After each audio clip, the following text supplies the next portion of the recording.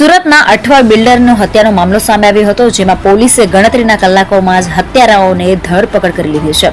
પૈસાની લેતી દેતીમાં બિલ્ડરની હત્યા કરાઈ હોવાનું હાલ બહાર આવી રહ્યું છે અને નમાઝ અદા કરીને બહાર નીકળેલા આરિફ કુરેશી નામના બિલ્ડરની જાહેરમાં હત્યા કરાઈ હતી.